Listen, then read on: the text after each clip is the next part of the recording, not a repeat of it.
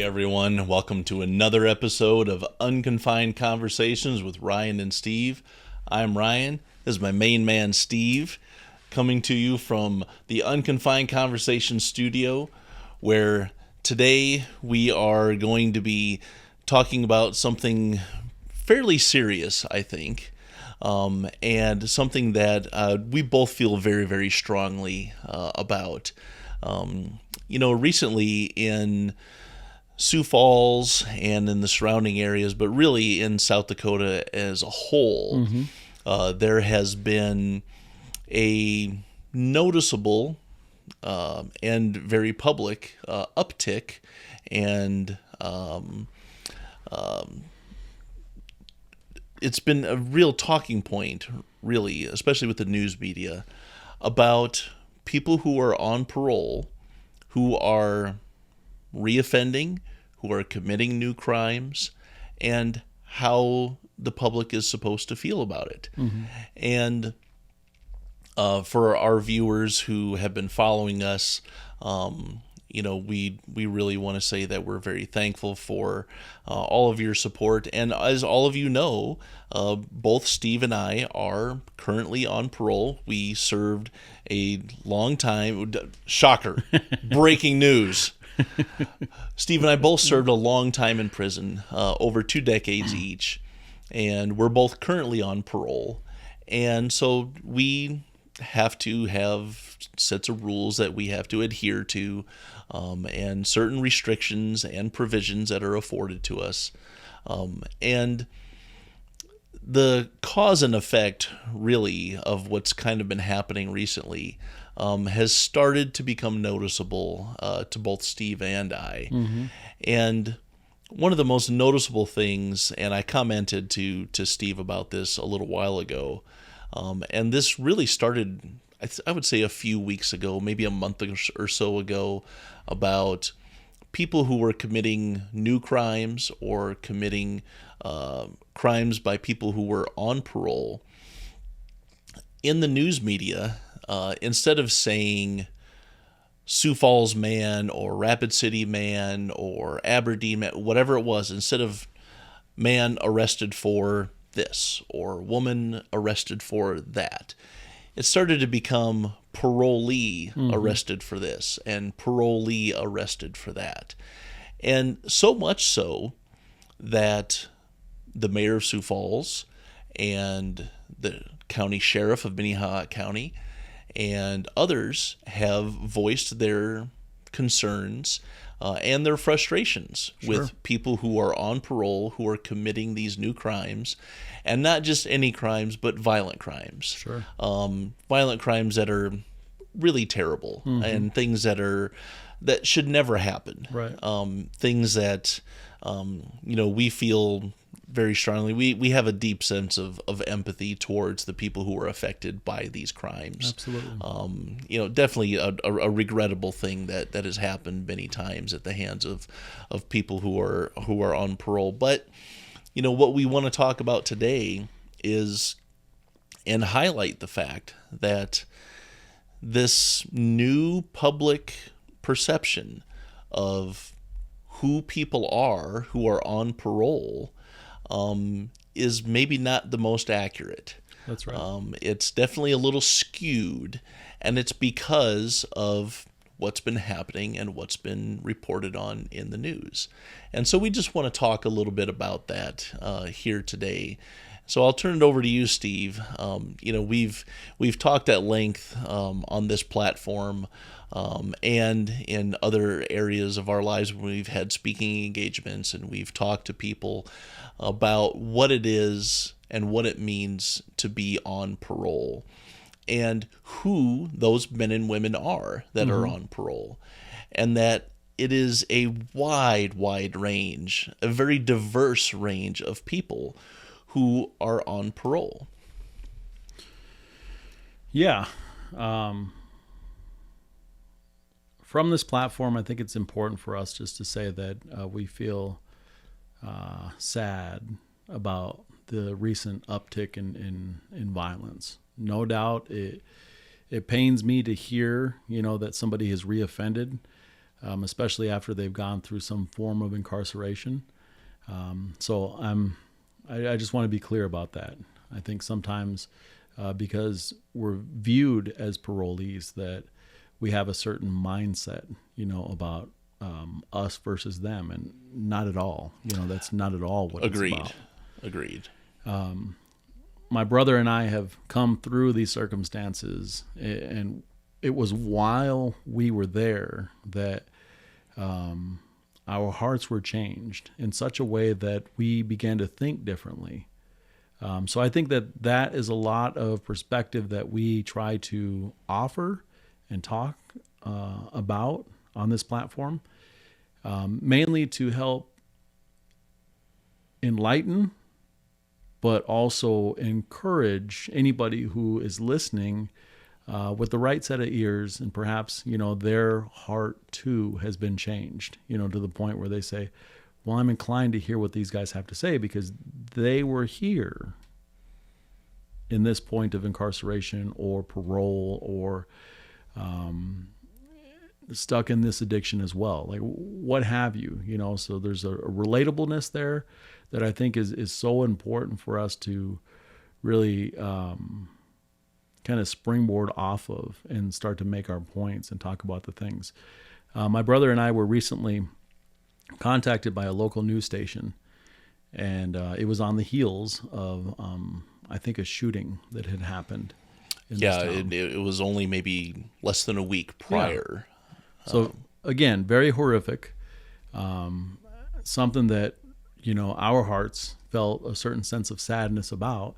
And we did the interview, and I feel like we did a fantastic job ourselves and one other person who was, I believe, on parole. Yes. Okay. And we all know what we said, and we all know the tone in which we said it. But yet when the story came out, we were just kind of like,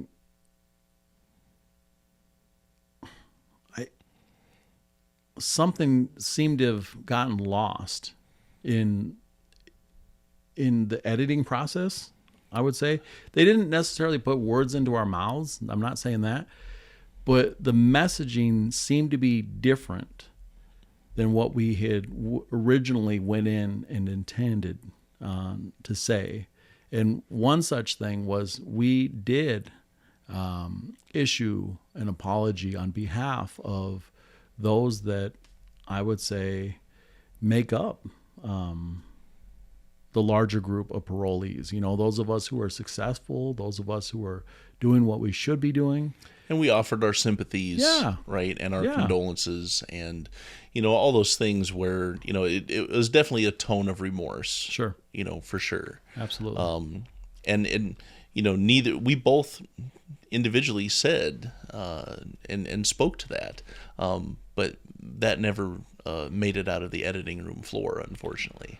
Right, and an apology doesn't make a difference, especially when it's us issuing the apology. So I understand that. Right. But at the same time, it's like when in the very next week you see in the headlines practically everywhere the two words parolees and violence. And I've said this, I was saying this to you earlier, I match that description. I'm a parolee with a violent past.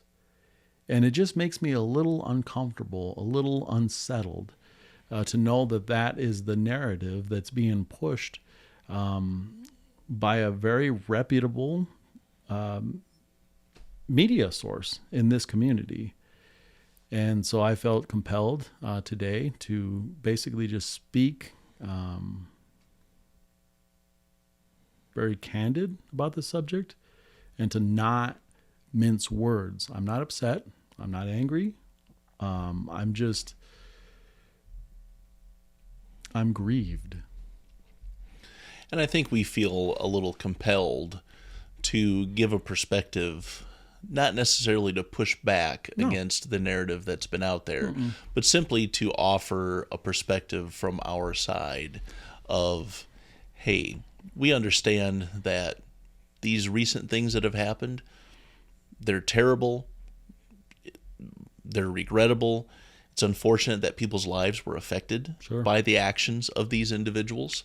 And these individuals should absolutely have faced the consequences that for their actions. They should absolutely have that. But in addition to that, there are other consequences that affect other people who had nothing to do with it.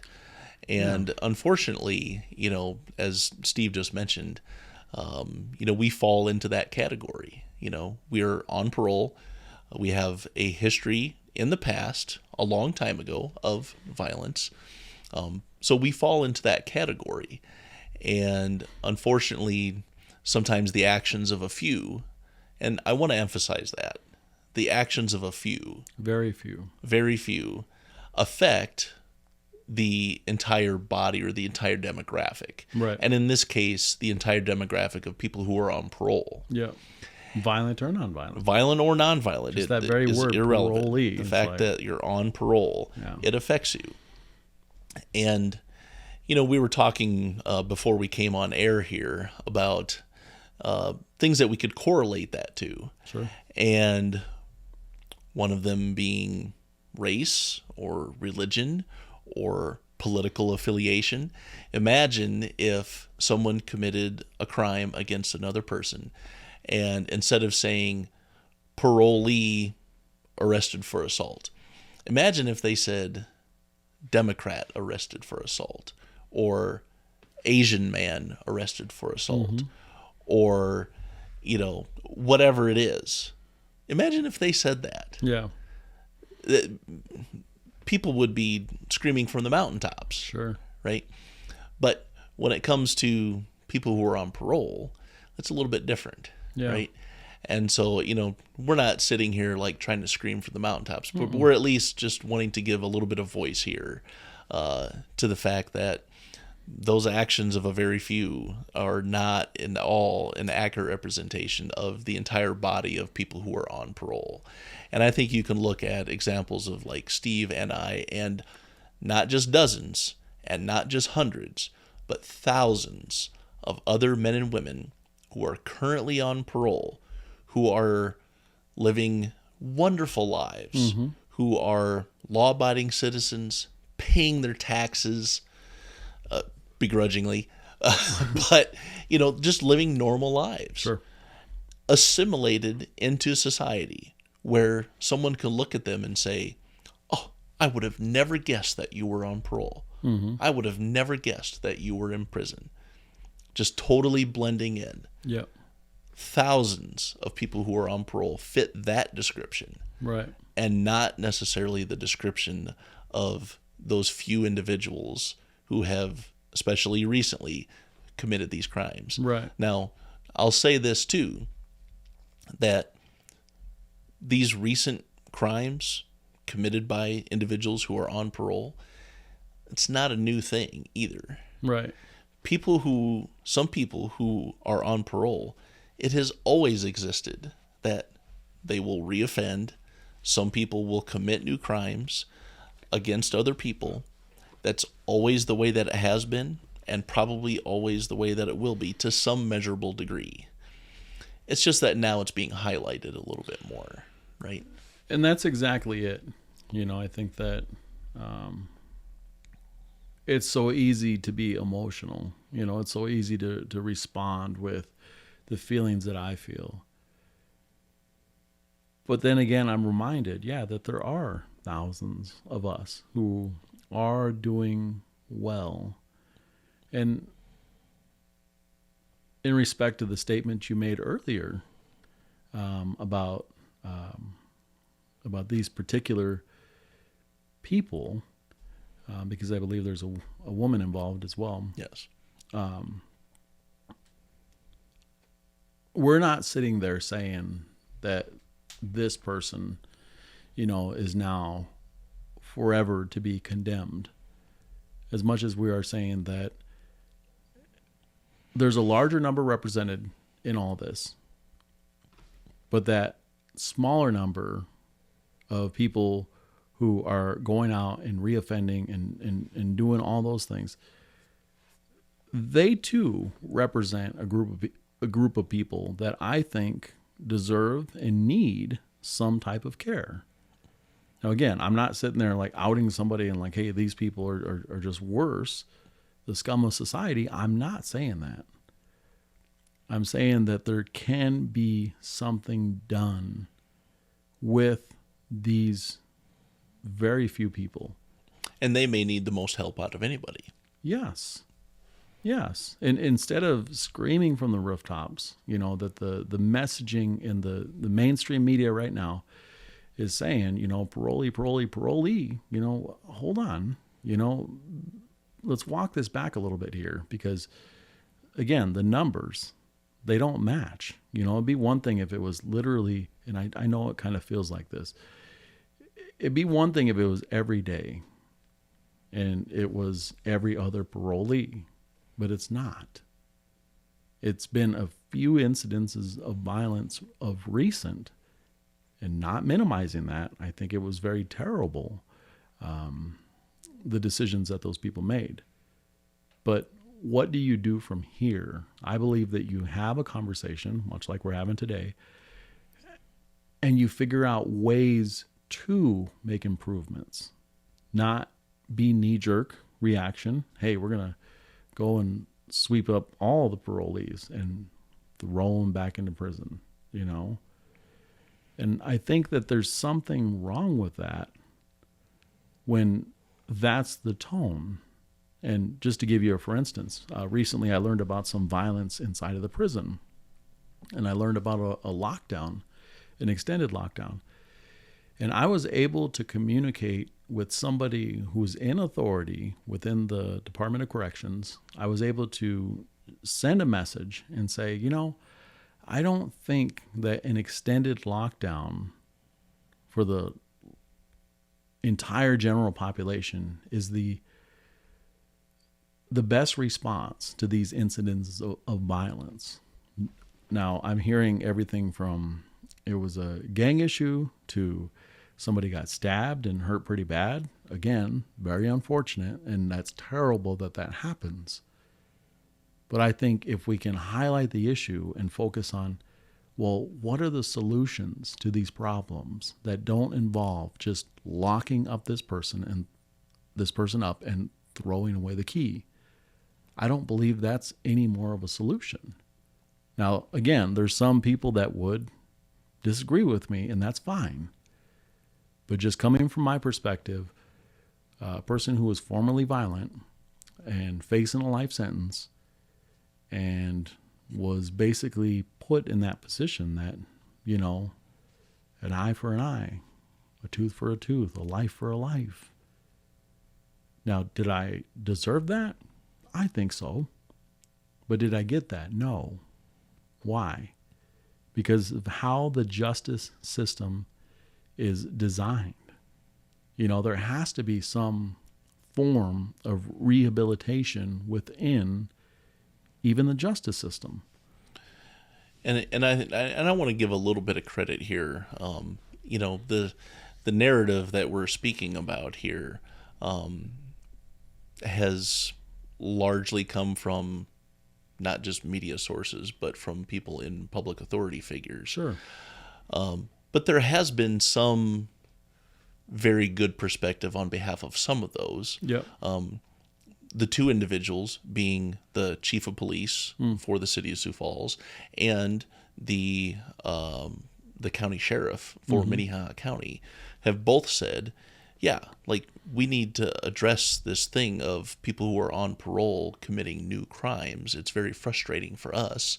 And they have publicly said that not only does justice need to be served when it comes to these individuals, but that money needs to be put into programming and research to figure out why are these people committing these crimes, what circumstances in their lives are leading them to make the decisions to do what they were doing.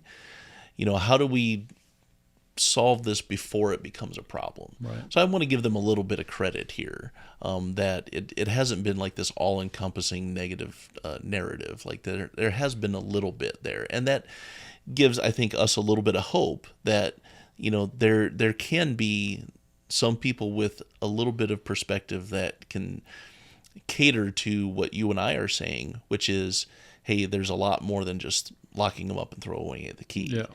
That there's absolutely some perspective, which is, what's the root cause of all this behavior? Right. And how do we address it?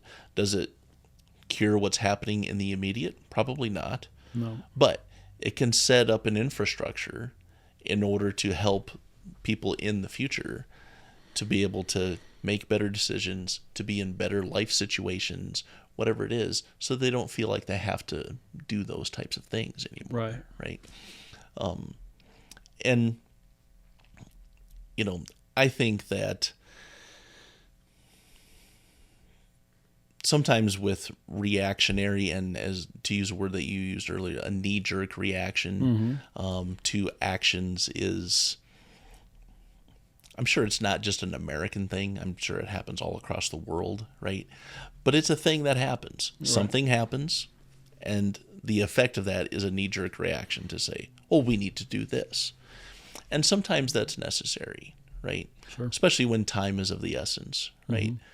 But in this particular situation, I think a little bit of patience and wisdom, and certainly the whole reason why we're talking about this today is being able to gather perspectives from people who are within those demographics of people who are on parole, people who have served time in prison.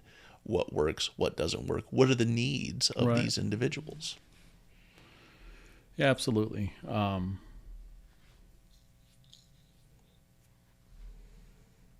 I think there's a responsibility factor with respect to the offices or positions that you've already named within this community, within the administration of the Department of Corrections. Now, this is in no way saying that I've got an axe to grind, because I do not. But what I do have is a simple ask for some compassion. What I do have is an ask to help with a solution. You have a position of authority. You've been given this position of authority for a particular reason. My hope would be that with this authority, with the position, with the job that you've been entrusted with, that there would be decisions that would hopefully affect the outcome of a better outcome, a better outcome when people come out of the system. I feel that responsibility, yes, lies within the hands of the Department of Corrections on all levels, because there can be care, there should be care, there needs to be care. But it cannot be just, I'm going to put this person, as one politician of recent, part of his campaign is he said something to the effect of, was it felons? I don't exactly remember, but his thought is lock them up, throw away the key. No, that creates even a bigger problem. And when that is our only response, our best response, then I don't think we're really accomplishing anything. Yeah. When ideas or perspectives like that are prevalent, and when they are held by people who are in the highest authority, that's when you start seeing things like mass incarceration. Of course, that was a huge thing in this country in the 80s and 90s. So three strikes? Was three strikes. Mass incarceration. We habitual offender here. Habitual offender here. We saw it in this state throughout the late 80s and early 90s. It was a huge thing. And, you and I were incarcerated in the late 90s, early 2000s. We were kind of on the tail end of the mass incarceration movement. But we were still swept up within it. Sure. With how much time that we got, even considering how young that we were at the time. But we saw what the consequence of mass incarceration was, and of the idea of lock them up and throw away the key. Doesn't work. And it just doesn't work. It's not a benefit to those men and women who are inside for a very, very long time. And it doesn't serve them then. And it certainly doesn't serve the community at large when those individuals are eventually released from prison. Right. Because they haven't been afforded not just ample, but like really adequate forms of rehabilitation, right. therapy, et cetera, et cetera. Right. And so in knowing that and coming from our perspective with that, that's why we're saying what we're saying today, is that to jump on what you just mentioned a little bit earlier, which is having a sense of empathy and compassion, right? Steve and I were very privileged recently to be able to sit down at a group meeting with former Warden Burl Cain and to learn from him and his team what worked for him in his tenure as warden in Angola Prison in Louisiana. And one of the biggest things, and we spoke about this already on this platform, was expressing sympathy and empathy towards those men who were in prison. And it completely changed how those men behaved. It went from the most violent and bloody prison system in America to one of the safest. Right. And I think those ideas can translate to not just while people are incarcerated, but also after they're incarcerated as well. I believe that. In order to produce citizens who can just live normal lives, who people can feel safe around, and who the majority of Joe public at large, can not even think twice about. Right. Where they're like, oh, well, yeah, Steve's on parole, but I don't worry about Steve. Yeah. Ryan's on parole, but I don't worry about Ryan. Yeah. He's just a normal guy, right? And I think that's kind of the goal, but like things have to be set up in order to accomplish that, right? And I think that's our hope here with not just our discussion today, but here on this platform in general, on Unconfined Conversations, is to provoke thought, right? To provoke a different way of thinking, to say, you know what, I never thought of it that way, right? But that's a good way to look at it. And now I think I need to reevaluate the way that I think about prison, incarceration, guys on parole, all those different kinds of things. I think that's part of why we do what we do. Right. Right. It's exactly why we do what we do. Part of my conversation with this person that I mentioned earlier was making mention, and again, perspective, making mention from the perspective of inside of a cell, what an extended lockdown, because we've been on a couple throughout the years, but they were never weeks long. They were never 30 days long, They came close. But with this normal consistency where there's just like lockdown, yes, absolutely. Few far and in between. I can definitely list 2 for sure times where I knew that something's going on and we're being locked down for an extended period of time. Yep. But we were never without information. We were given information practically correct, fairly quickly, as far as like, hey, this is how long you're going to be on lockdown. Once we get things figured out, we'll return to normal operation. And it was never more than 3 weeks, maybe at most, perhaps. But then even after that, the frequency of lockdowns was just never a thing, I think, sure, when you and I were in, where it was like once a month, once every other month. It was just never a thing. I mean, it really had to be an extremely serious situation in order for a lockdown to be enacted, right? And the cause and effect of frequent lockdowns on a person's psychological state can't be understated enough, and how it causes a person to feel about authority, about how they feel about themselves, about if they have hope or hopelessness. Just a lot of different adverse effects that can come from situations like that. Yeah. And again, you're not addressing the root issue. You know, 2 or 3 guys do something very stupid, and now 700 plus other people, their lives have to be impacted for those 3 weeks or those 2 weeks or those month or whatever. Yep. The perspective I lent to this administrator was being inside of a cell for something you didn't do. You know, yes, you're serving your time. Yes, you are, justice is happening in real time. You're serving your sentence.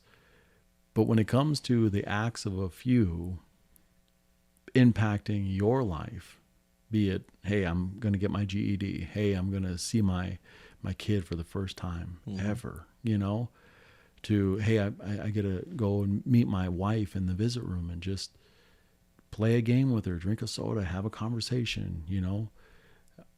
All that stuff becomes impacted. All that stuff stops. You know, you don't get class. You know, you're not given the opportunity to go to class, you know, or chapel, or visit, or even the chow hall, you know.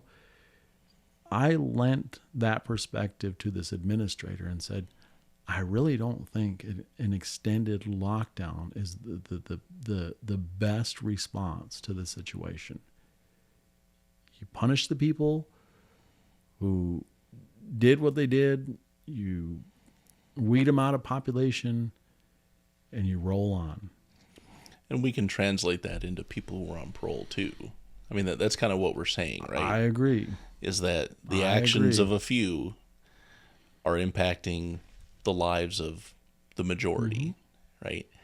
And we feel it. Oh, yeah. We said that before, that we feel the change or the shift within the Department of Corrections, specifically the parole department. Yeah, absolutely. You know, we felt the shift, and it's uncomfortable and it's unsettling to just think that basically a description in the media, parolee, violence, parolee, formerly violent. Like, it's unsettling. Like, I know I'm not violent. I don't want to be violent. I don't care to be violent. Like, that's not in my heart. That's not in my intentions anymore. But someone who doesn't know me from Adam, and maybe they hear me on this platform, maybe they've seen us on the news, whatever, how do I know what they're thinking? You know, how do I know that they're not going to be like, hey, get away from me? Why? Like, I'm just living my life. I'm not bothering anybody. I just want to be a productive member of society. I want to move on with my life. And I think that's what we want to be able to convey to our listeners and to our viewers, is that we've said it a number of times during this conversation today, that the actions of a few are affecting the majority, right? The actions of a few are affecting the thousands who are just normal folks, law-abiding citizens, paying their taxes, going to work, being good neighbors, being good fathers, being good husbands, all of those really normal things, living great lives, and their lives are being impacted, you know, by this. And, you know, it's unfortunate and it's what's happening, but there are solutions to it. Agreed. And some of those solutions involve having more conversations, being bold, as we have talked about here before, on behalf of those who are in positions of authority and power, to kind of go beyond what is normally thought of as, you know, here's what we can do. Well, let's think outside the box a little bit here. Right. Literally think outside the box. Literally think outside the box. But I think, you know, for our listeners and for our viewers and stuff, you know, I think you and I and the thousands who are like us, of people who are of our ilk, you know, I think we can serve as great examples of who people on parole are, and that, hey, just because these few people are making these terrible decisions doesn't mean that we should be treated any different, that we should be subjected to any sort of rule changes or public perceptions or anything like that unjustly. And I think, for us, we would encourage our listeners and our viewers just to give what we're saying here just a little bit of mental space and a little bit of thought.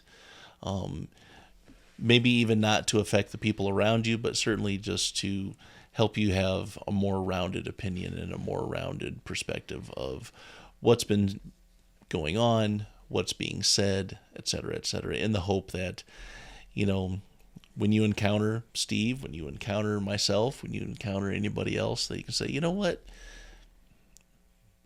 that was those guys. You guys are all right, but how can we help those other guys? I think that's a big thing too that we need to highlight, and we have highlighted during this conversation is what do we need to do to help those guys so that they can become Steve, they can become Ryan, they can become these other guys that are just great people, To that politician who said, lock him up, throw away the key, that was part of his campaign. I just say they have something like that. It's called death row. And there's a fight as to whether or not that's right. I know locking me up and throwing away the key wouldn't have worked for me. I think I would come out bitter. I think I would live the rest of my life bitter. Because if that's your mindset, lock them up, throw away the key, then what are we really building? $650 million for what? A box? To house people? A warehouse? If that's your mentality. But I don't believe that it is. The larger part of South Dakota, I believe that there is compassion built into the legislators in this system. I believe that the governing authorities in the state of South Dakota have a sense of compassion for other people. And that's all we're saying. Yeah. And I agree with that. And I think, through some of their actions, I think that is really evident through creating task force, public hearings, public meetings, trying to get well-rounded perspectives before they, actually start building this new facility in order to help people once they're there, for sure. In whatever ways that means, right? So I think for our listeners and our viewers, this is a very important topic, as are all of our topics, right?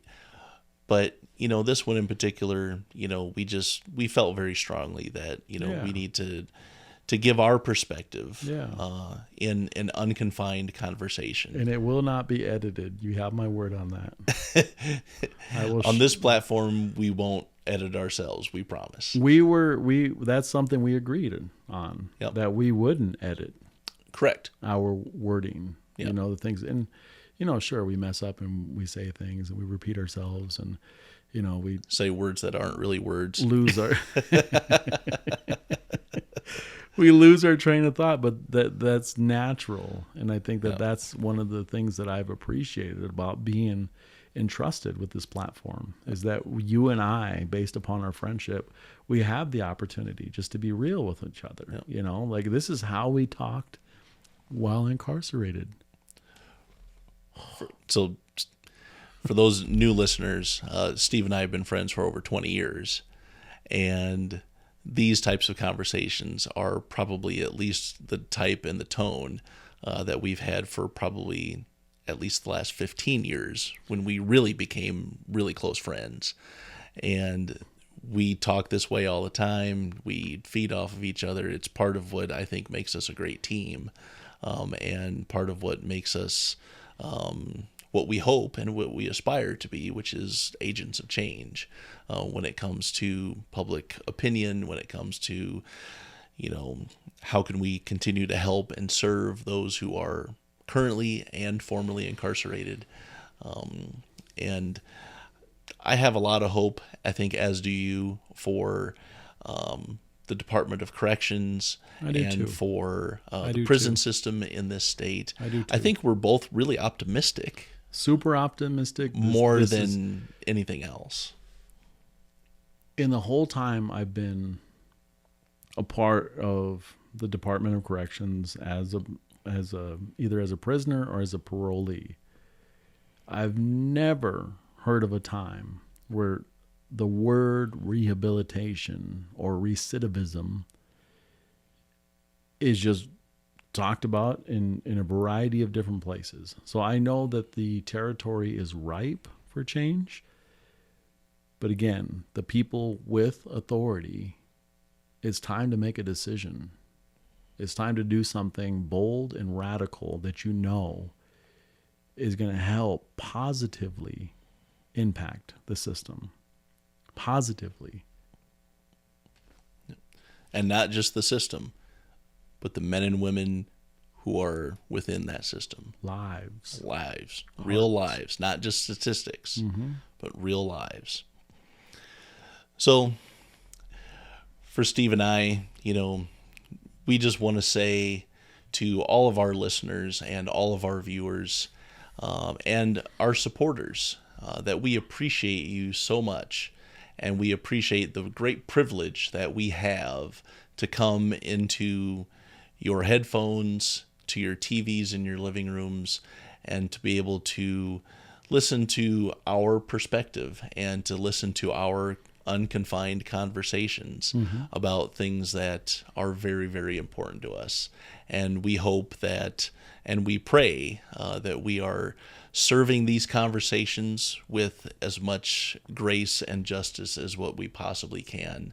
And we'll continue to do the best we can and to represent not only ourselves, but to represent our brothers and sisters who have experienced incarceration in their lives to the best of our abilities.